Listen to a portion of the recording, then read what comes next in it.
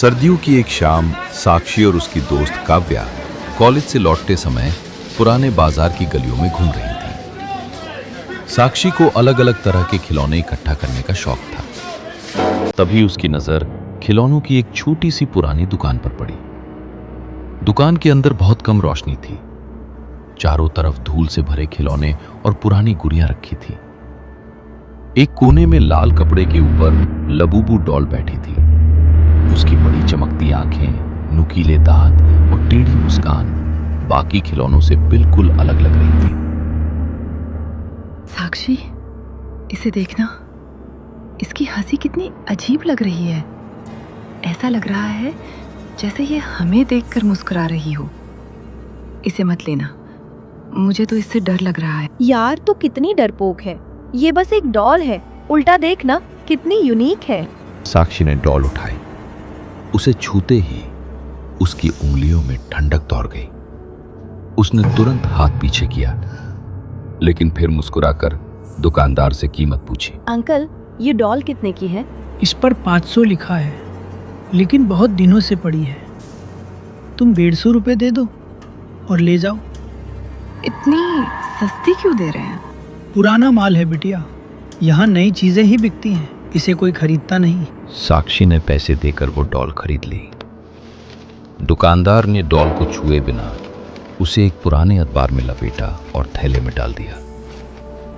Doll बेचते ही उसके चेहरे पर जैसे मानो राहत सी दिखाई दी, लेकिन दोनों लड़कियों ने इस बात पर ध्यान नहीं दिया। साक्षी अपने कॉलेज के पास एक किराए के फ्लैट में अकेली रहती थी। घर पहुंचकर उसने डॉल को साफ किया और अपने बेडरूम की मेज पर रख दिया। देखा, यहाँ रखने के बाद कितनी अच्छी लग रही है। अच्छी कम और डरावनी ज्यादा लग रही है, बिल्कुल तेरी जैसी। अब तू जा, मैं और मेरी नई दोस्त दोनों आराम से रहेंगे। काव्या के जाने के बाद फ्लैट में बिल्कुल सन्नाटा छा गया। रात को सोने से पहले साक्षी ने आखिरी बार डॉल की तरफ देखा। वो मेज के बिल्कुल बीच में बैठी थी और उसका चेहरा खिड़की की तरफ था। लेकिन अगली सुबह जब साक्षी की आंख खुली तो डॉल मेज के बीच में नहीं थी। वो मेज के किनारे पर बैठी हुई थी और अब उसका चेहरा खिड़की की तरफ नहीं बल्कि सीधे साक्षी के बिस्तर की तरफ था। साक्षी कुछ देर उसे देखती रही, फिर उसने डॉल को उठाकर वापस मेज के बीच में रखा और कॉलेज चली गई। शाम को जब वो घर लौटी तो बेडरूम की मेज पूरी तरह खाली थी। साक्षी की नजर धीरे धीरे अपने बिस्तर की तरफ गई। डॉल वहां थी। वो बिस्तर पर तकिए के सहारे बैठी हुई थी। साक्षी दरवाजे पर ही रुक गई और कुछ पल तक बिना पलक झपकाए उसे देखती रही। ये यहाँ कैसे आई? घर में तो कोई आया भी नहीं। उसने घबराते हुए डॉल उठाई और वापस मेज पर रख दी। खुद को समझाने के लिए उसने मान लिया कि शायद सुबह जल्दी में वो डॉल को बिस्तर पर रखकर भूल गई होगी। उस रात कमरे की लाइट अपने आप झपकने लगी। कुछ देर बाद बिस्तर के नीचे से खरोंचने की आवाज आने लगी। साक्षी ने नीचे देखा, लेकिन वहां कुछ नहीं था। जैसे ही वो वापस लेटी, मेज से किसी चीज के गिरने की आवाज आई। डॉल फर्श पर पड़ी थी। उसका सिर तिरछा था और उसकी आंखें सीधे साक्षी की तरफ देख रही थी। साक्षी ने उसे उठाकर मेज पर रख दिया और डर के कारण कंबल में मुंह छिपाकर सो गई। आधी रात को उसे महसूस हुआ कि कोई चीज उसके सीने पर चल रही है। उसने आंखें खोली तो लबूबू डॉल उसके गले के बिल्कुल पास खड़ी थी।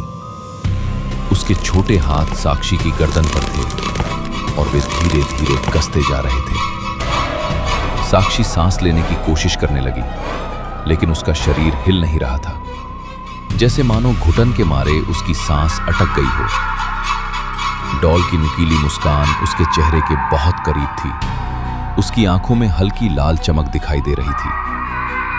साक्षी ने पूरी ताकत लगाकर हाथ हिलाया और अचानक हड़बड़ाकर उठ बैठी। कमरे में कोई नहीं था। उसने तुरंत मेज की तरफ देखा। लबूबू डॉल वहीं अपनी जगह पर बैठी थी। सिर्फ सपना था। ये सिर्फ एक बुरा सपना था। सुबह तैयार होते समय साक्षी ने शीशे में अपनी गर्दन देखी। गले के दोनों तरफ छोटे हाथों जैसे गहरे नीले निशान बने हुए थे। उन्हें देखकर उसके हाथ से कंघी छूट गई। उसने तुरंत काव्या को फोन किया। काव्या ने पहले इसे बुरे सपने या एलर्जी का निशान बताया, लेकिन कॉलेज में साक्षी की गर्दन देखकर वो भी चुप हो गई। ये निशान अपने आप नहीं बन सकते। तू टेंशन मत ले, आज मैं तेरे साथ घर चलूंगी। दोनों घर पहुंची। साक्षी ने डॉल को एक मजबूत बॉक्स में बंद किया। बॉक्स पर टेप लगाई और उसे अलमारी में रखकर ताला लगा दिया। रात को काव्या भी साक्षी के घर रुक गई। करीब 2 बजे अलमारी के अंदर से धीमी धीमी हंसी सुनाई देने लगी। दोनों ने डरते हुए अलमारी खोली। बॉक्स अभी भी बंद था, लेकिन वो पूरी तरह खाली था। उसी समय काव्या की नजर कमरे के दरवाजे पर पड़ी। लबूबू डॉल बाहर गलियारे में बैठी उन्हें देख रही थी। काव्या ने तुरंत साक्षी का हाथ पकड़ लिया। अब मुझे भी यकीन हो गया है कि कोई साधारण डॉल नहीं है। अगली सुबह आसमान धुंधला सा था और हवा में अजीब सी ठंडक घुली हुई थी। साक्षी और काव्या उस डॉल को एक मजबूत डिब्बे में बंद करके स्कूटर पर निकल पड़ी और शहर से बहुत दूर जाकर उसे एक कूड़ेदान में फेंकाई। मगर शाम को जब साक्षी ने अपने फ्लैट का दरवाजा खोला तो डॉल सामने रखी कुर्सी पर बैठी थी। उसके चेहरे की मुस्कान पहले से ज्यादा चौड़ी लग रही थी। ये देखकर मानो साक्षी के पैरों तले जमीन खिसक गई। ये यहाँ कैसे? इसे तो हमने अभी।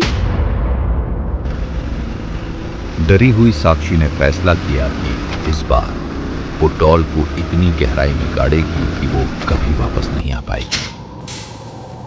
रात होने से पहले दोनों शहर के बाहर एक सुनसान मैदान में गईं। उन्होंने गहरा गड्ढा खोदा, डॉल को उसके अंदर रखा और ऊपर से मिट्टी तथा भारी पत्थर डाल दिए। घर लौटने के बाद साक्षी को पहली बार थोड़ी राहत सी मिली। उस रात कमरे में कोई आवाज नहीं हुई और लाइट भी नहीं झपकी।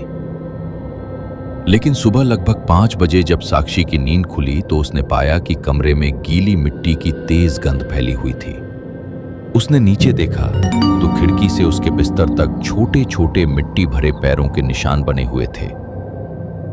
उसकी नजर धीरे धीरे बिस्तर के दूसरे किनारे पर गई। लबूबू डॉल वहीं बैठी थी। उसके दोनों पैरों पर गीली मिट्टी चिपकी थी। उसके नाखूनों के बीच भी मिट्टी भरी थी, जैसे वो जमीन के अंदर से खुद बाहर निकल कर आई हो। साक्षी की चीख सुनकर काव्या उठ गई। साक्षी, क्या हुआ? काव्या, वो उधर देख, वो डॉल। सामने वही शैतानी डॉल थी, लेकिन इस बार वो थोड़ी अलग दिख रही थी। डॉल को गाड़ते समय उसके पेट की सिलाई थोड़ी फट गई थी। फटी हुई जगह से चांदी जैसी कोई चीज दिखाई दे रही थी। काव्या ने कैंची से सिलाई खोली। डॉल के अंदर से बच्चों की एक छोटी चांदी की पायल, पुरानी तस्वीर और आधा जला हुआ कागज निकला।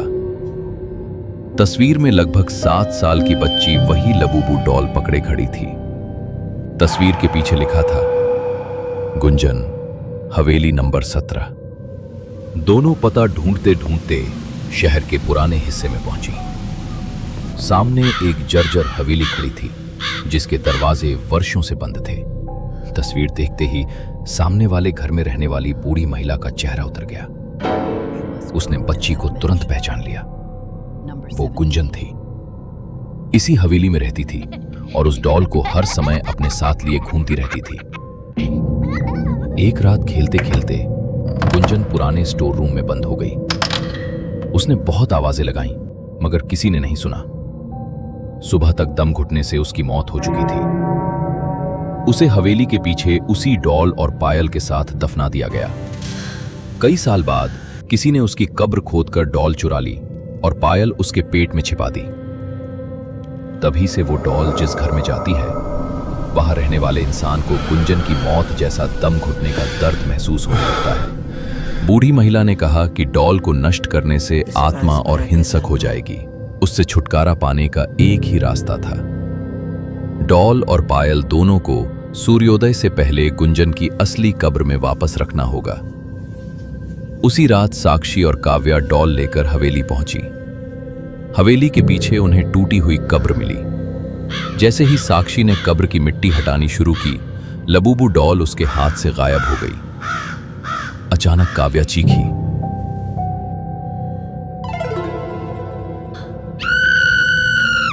डॉल उसके कंधे पर बैठी थी और उसके छोटे हाथ काव्या की गर्दन की तरफ बढ़ रहे थे। साक्षी ने डॉल को पकड़कर जमीन पर फेंका। डॉल अपने आप खड़ी हुई और टेढ़े कदमों से फिर उनकी तरफ आने लगी। गुंजन, हमने तुम्हारी चीजें नहीं चुराई। हम तुम्हें तुम्हारे घर वापस पहुंचाने आए हैं। अब हमें जाने दो। डॉल अचानक रुक गई। काव्या ने डॉल उठाकर कब्र के अंदर पायल के पास रख दी। दोनों ने जल्दी जल्दी कब्र को मिट्टी से ढक दिया। जैसे ही मिट्टी की आखिरी परत डाली गई, उसी पल साक्षी की गर्दन पर बने निशान भी धीरे धीरे मिटने लगे। दोनों सूरज निकलने से पहले हवेली से बाहर आ गईं। उसके बाद साक्षी के घर में दोबारा कोई अजीब घटना नहीं हुई। न मेज से कुछ गिरा, न रात को छोटे पैरों की आवाज सुनाई दी।